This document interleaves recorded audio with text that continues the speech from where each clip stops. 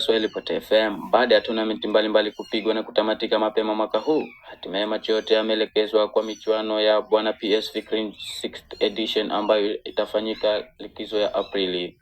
Itafanyika katika Ganze Sub County nzima. Hizi tu ni baadhi tu ya ratiba za kujipima nguvu kwa matayarisho ya michuano hiyo. Tukianza na michuano ya kinadada, leo saa 3 asubuhi Queens of Inoms watamenyana wana Red Queens kutoka Jila.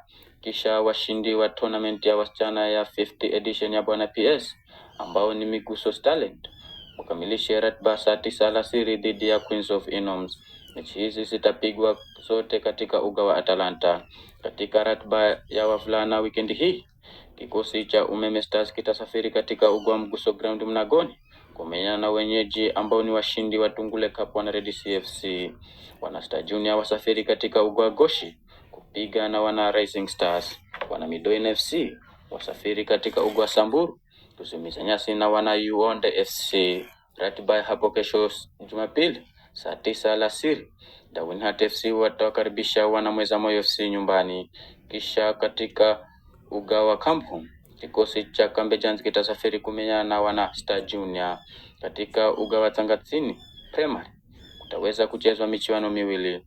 Fagosite FC watamenyana na Moving Stars kesho saa 8 mchana. Kisha mechi ya pili itapigwa saa 10. Wana Beast City FC utamaliza ratiba na wana Fagosite.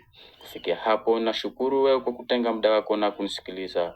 Nikiripoti niko eneo bunge la Ganze, County ya Kilifi, kwenye kickoff ya Swahili Pot FM. Jina langu ni Double KR. Shukran.